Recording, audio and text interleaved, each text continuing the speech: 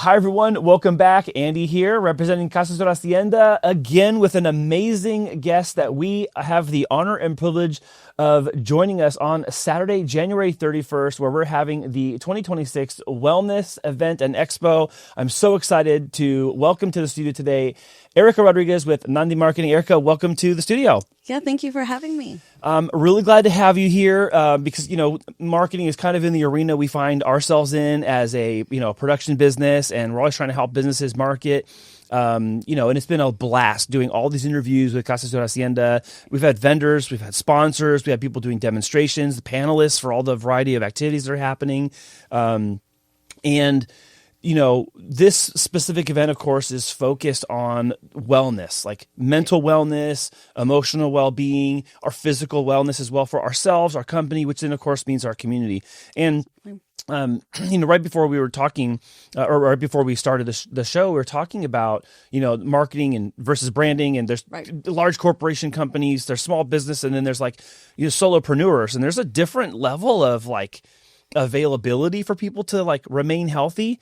And I know that might be controversial because I hear myself say that and I'm like, yeah, everyone has the same chance of being healthy, but not everyone's roles professionally are the same, personally are the same. So let's kind of talk about where you find yourself in marketing space these days. Right. And then how does that weave in with what we're going to be doing here at the wellness event? So where are you at in marketing these days? And then we'll talk about how that pours into what we're doing on Saturday. Yeah, I think all my marketing is just around partnerships and just being one-to-one with someone, especially in this AI world, especially within just this polarized, state that we're in with our current administration.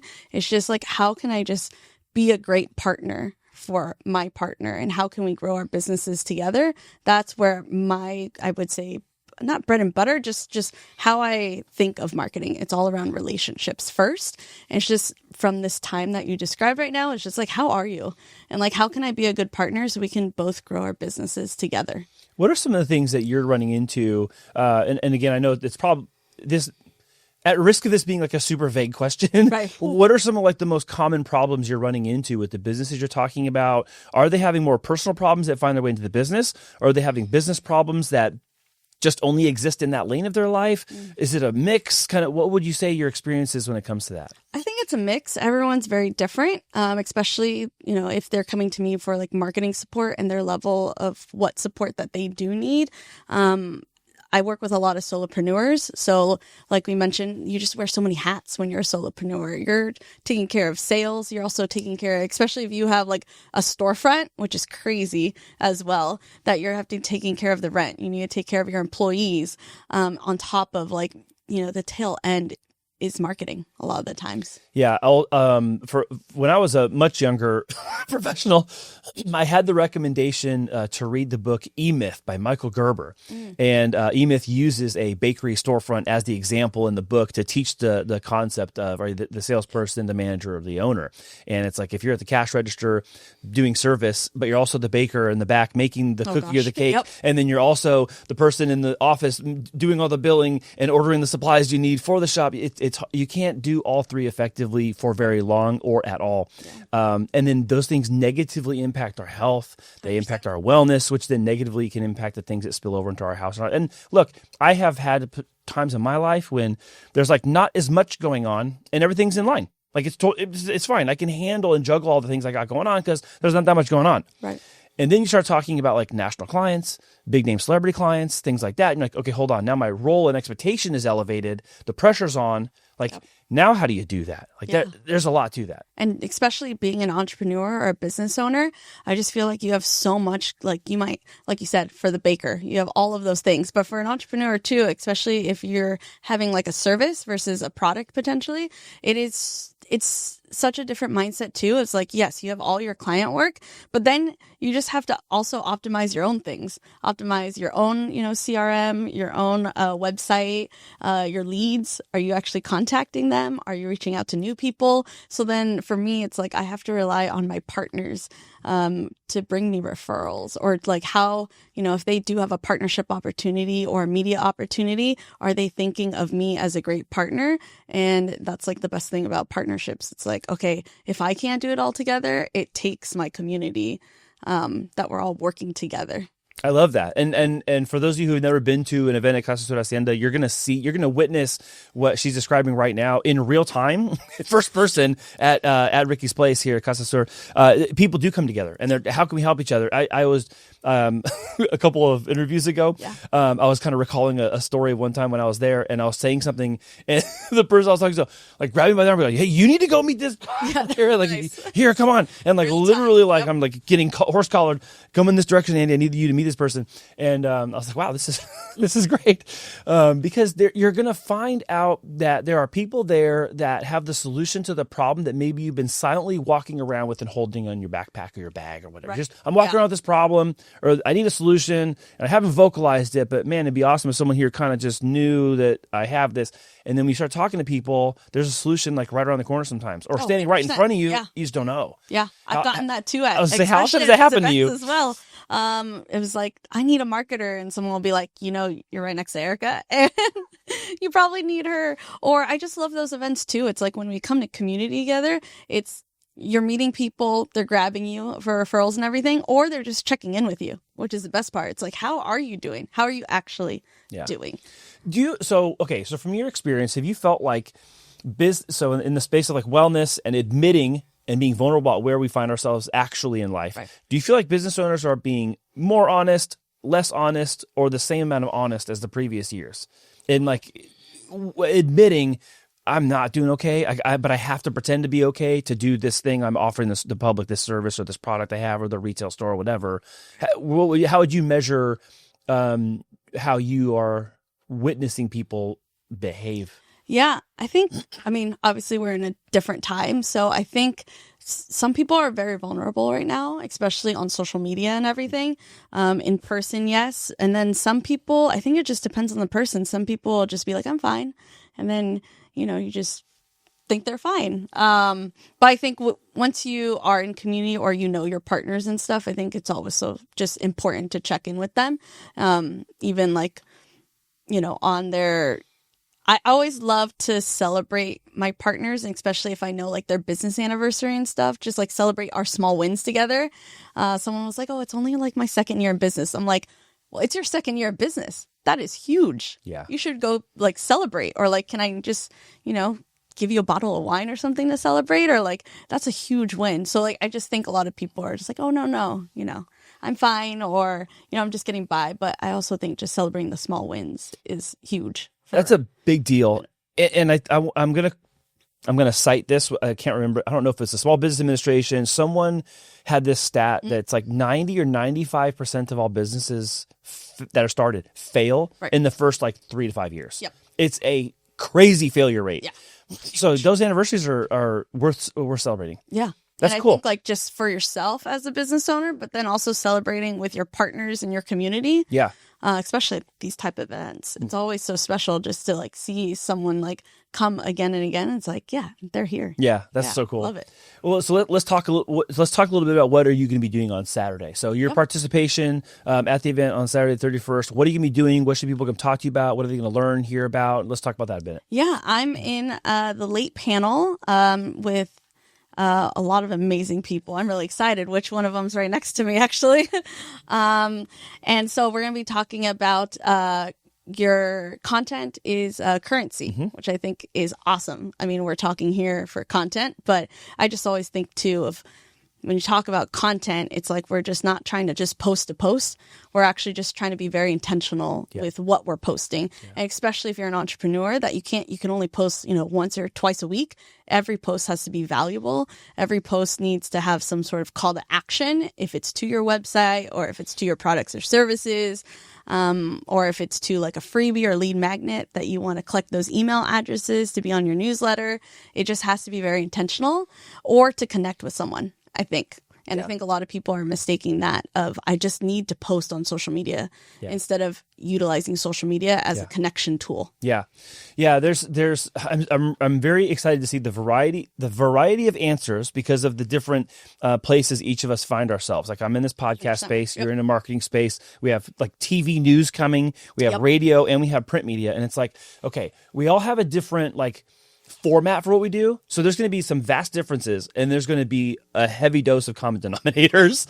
All right. So I'm interested to hear everyone else's voice around those things. And I'm also encouraged to be able to share some low cost and no cost ways for people to promote and get their business active in spaces such as posting, but with intentionality, like you're saying. Yep, 100%. Word I've been using a lot this month, just to start off this year in 2026, is deliberate.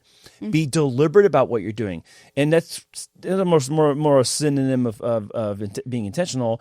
But I think a lot of times, people say, "Oh, I'm supposed to post on Thursday. Just put that picture up of my cat." And like, okay, that's fine. Maybe your cat means something to you, so it can be a cat picture. But then, why is that important? What would be so deliberate about you sharing that versus just filling a spot? And I think that intentionality is super important. So we have also happening that same day a lot of different panels going on regarding physical wellness, mental and emotional wellness, taking care of each other, peer-to-peer age group, also seniors and the generations that are coming up behind us. From your seat, why is it so important that businesses who do marketing and media and all this, why is it so important that they care about these things? I think, especially if you're a business owner, I always think that you're just in your business all the time and you're not taking care of yourself. I mean, I'm that way. I always say I don't have that good boundaries. I'm always trying to put my clients first, or I'll try to do like my client work first. And then I'm like, oh, if I have some time, then I'll do, my other website, all that other stuff. But I don't really think about just, well, how can I take care of myself? And so I think it's really important for us, especially during this time. I keep saying that, but it's just because it's like, today is, the protest day. I'm just thinking about, you have to take care of yourself so you can take care of your community. Yeah. It's like that airplane analogy, you know? Yeah. I know that you knew this day was coming. I've been hearing about it. And I have to admit, like I've felt both ways about it. Right. And I'll tell you why. And I'll tell everyone here why too.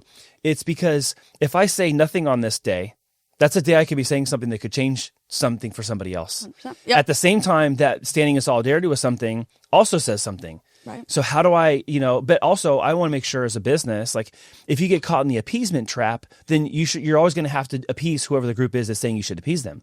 So I don't know how you feel about that. I don't know if is this a day where you've already made one choice over the other? Are you going to be silent on social media today? Are you going to say something on social media today? What's your attack angle? I haven't thought about that until now.